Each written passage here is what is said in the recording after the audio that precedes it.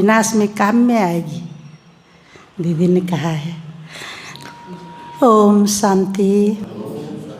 प्राण प्यारे निराकार निरंजन साथे ब्रह्मा बाप दादा, इस ईश्वरीय दरबार के निमित्त सञ्चालिका बिन्दु दिदीज्यू, साथै नेपाल धरनीबाट पाल्नुभएका मेरा सम्मान्य दिदीजीहरू, बहिनी भाइजीहरू र यस दरबारको शोभा बढाउनु हुने शोभायमान फुलबारीका फुल अनेकौलाई म सरी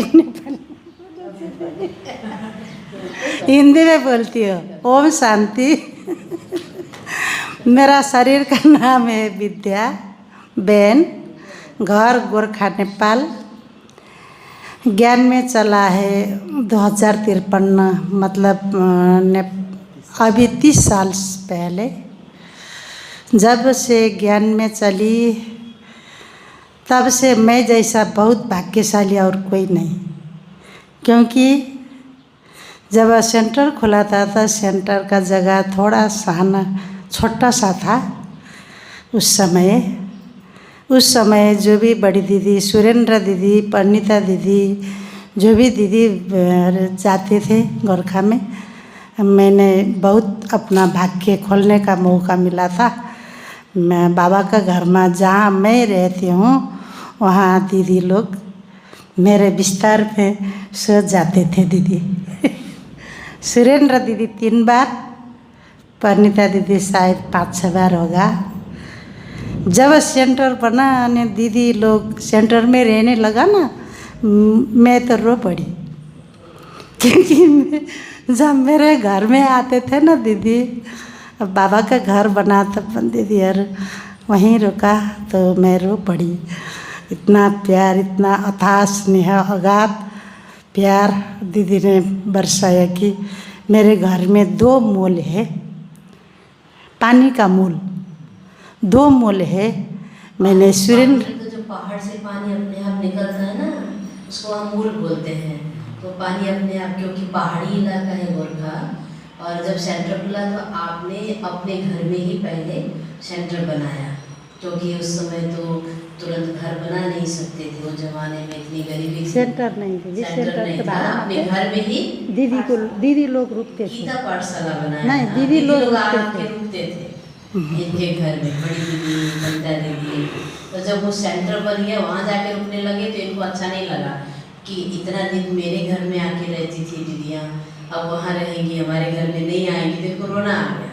ये बता रही शुरू की सेवा का 2 मूल है। मूल का पानी मैंने दीदी को बताया, सुरेंद्र दीदी तो वतन में जाती है, दीदी ऐसा ये सब टैंकी वगैरह दिखाया, ये विनाश में काम में आएगी, दीदी ने कहा है।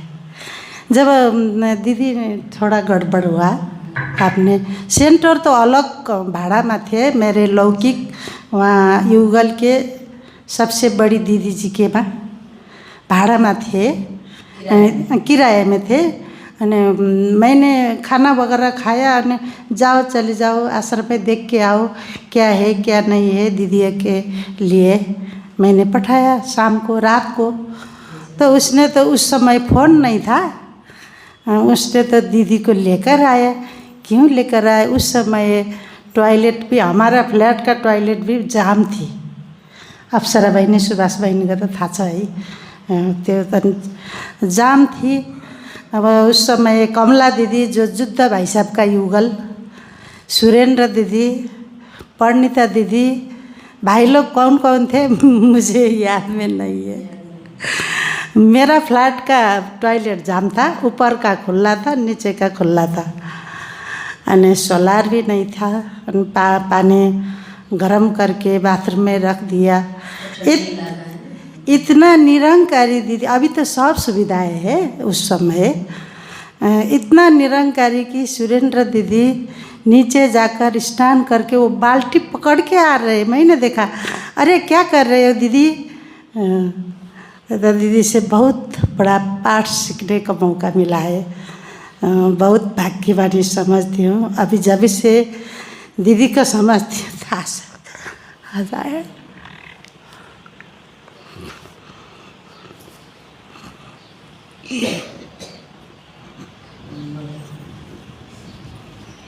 सॉरी।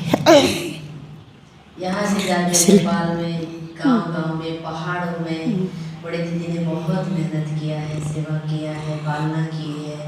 तो वही उनकी निरधिकारिता से बहुत सीखने को मिलता था। दीदी सोफा में बैठती थी, बैठक कोठा में, मैं वहीं में बैठती थी कारपेट में। नहीं नहीं इधर आओ, सामने बिठाती थी सुरेंद्र दीदी ने। बहुत हाँ, घर से बहुत सेवाएं की। पहली बार रथ यात्रा किया हमने 2055 नेपाली संवत में 2055 में विक्रम संवत 2055 कि तो बहुत 150 भाइ बहिनी। अप्सरा बहिनीको त याद छैन, सुभाष दिदी चाहिँ गा जस्तो लाग्छ। हजुर पनि जानुभएको थियो।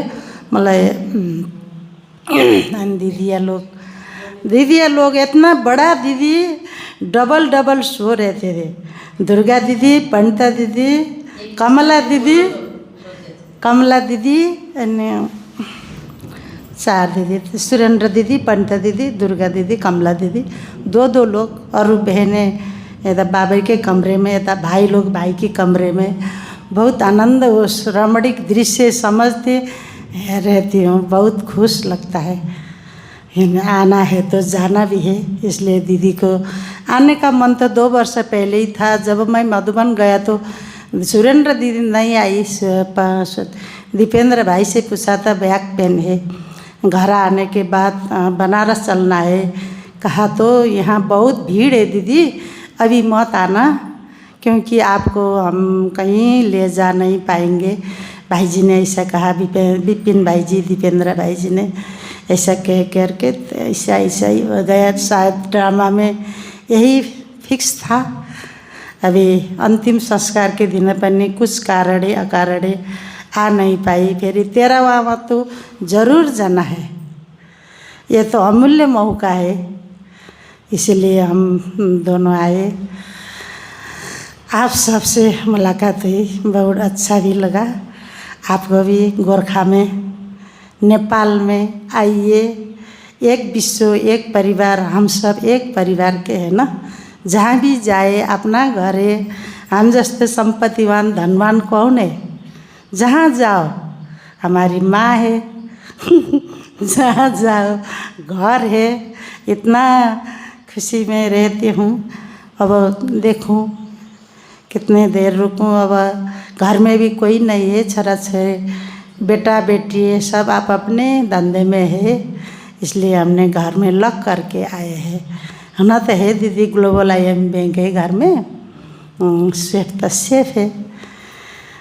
इसलिए बहुत आप सबको पुरानी माताओं के अनुभव सुनेंगे ना, ऐसा लगता है नेपाल में भी, इंडिया में भी बहुत मेहनत करके इस जून को जमाया गया। दीदियों ने बहुत मेहनत किया, हम लोगों ने भी किया। जब मैं 40 साल पहले ज्ञान में आए तो सेंटर में बहुत गरीबी थी, ना कोई व्यवस्था होता था, ना खाने को भी बहुत दिक्कत होती थी। ऐसे समय में हम लोग यज्ञ में आए। सोचिए दुखद के माताएं बना के खिलाती थी, पक्की दाल, पुरानी माताएं। सेंटर के खाने को नहीं होता था तो कई बार माताएं बना के ला के देती थी, तो हम खाते थे। ऐसे दिन भी हम लोगों ने देखे हैं। तो कैसा मेहनत करके बड़ी दीदियों ने, उसमें हम लोग भी दीदियों के साथ थे। ऐसे करके इस बाबा के, है ना, बनारस की फुलवारी को, नेपाल की फुलवारी को सजाया, है ना। जब यहाँ बहुत बड़ा प्रोग्राम हुआ था ना, मैं अचंभित हो गई। लास्ट में पता चला कि बिंदु दीदी हमारी नेपाल की है। उससे पहले मालूम नहीं था मुझे। जन बहुत दिल को यहाँ आने का बहुत मन किया ना, जो बाबा ने आज पूरा कर दिया। बाबा को शुक्रिया। ओम शांति। आपके गोरखा सेंटर में बहुत पहले, हमें लगता है मैं नेपाल में थे नहीं, यहाँ से गए थे। तो हाँ, यहाँ से ही गए थे। और वहाँ पर जहाँ माता जी ने वर्णन किया ना सेंटर का, तो वहाँ पर क्या था कि ऐसे ऊंचाई पे था है ना। और ऐसे जा कर के नीचे में 1-2 कमरा ही था और ऊपर जा कर के क्लास था, सेंटर। तो उसमें जाके हमने भोजन किया था। तो याद आता है शुरू का सेंटर जो खुला, तो उसमें हम गए थे। एक बार मैं गई हूँ गोरखा सेंटर पे। हाँ, तो याद नहीं होगा, भले आप न रहे हों उस समय, हो सकता है। हाँ, कोई बहन थी, बस एक ही बहन थी। तो ऐसे सेवाओं का तो बहुत विस्तार है। बाकी बाबा ने कहाँ से कहाँ पहुँचा के यहाँ निमित्त बनाया, हमें भी पता नहीं, हमें भी बड़ा आश्चर्य लगता है कि कैसे यहाँ कहाँ से यहाँ पहुँचा दिया, पता नहीं कैसे यहाँ आके टिक गए। और यहाँ भी हम 2001 से 25 साल से मैं यहाँ पर हूँ। और सेवाएं, मेरे को तो ये भी कहना अच्छा नहीं लगता कि मैं सेवाएं कर रही हूँ, क्योंकि कराने वाला कौन है? हमारे पीछे अगर बाबा नहीं होता, हम तो बार बार अपने भाई बहनों को भी ये बोलते हैं, हमारे पीछे अगर बाबा नहीं होता तो हमारी जैसे महिलाएं कहो, नारी कहो, दुनिया में बहुत लोग हैं ना, लेकिन वो नहीं कुछ कर पा रहे हैं।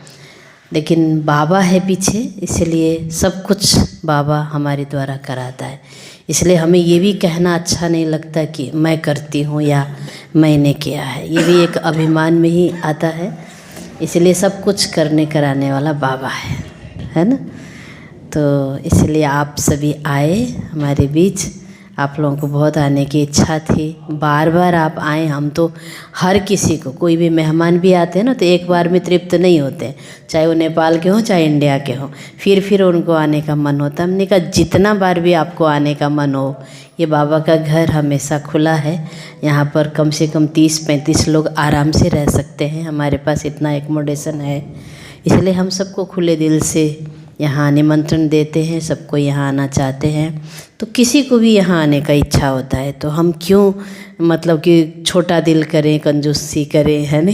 सबको बड़े दिल से निमंत्रण दो, स्वीकार करो, उन्हें खिलाओ पिलाओ, प्यार पालना दो और दुआएं लो, है कि नहीं।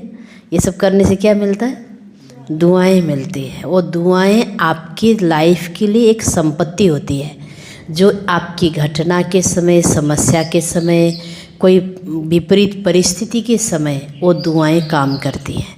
इसलिए हर किसी को इस पर विश्वास रखना चाहिए कि और कुछ कमाओ चाहे मत कमाओ, लेकिन हमेशा दुआएं कमाओ, ठीक है ना। तो आप आए, हमें बहुत अच्छा लगा। हाँ, आप सबको नेपाल में हार्दिक स्वागत करते हुए मैं अपने शब्द को विराम देती हूँ। ओम शांति।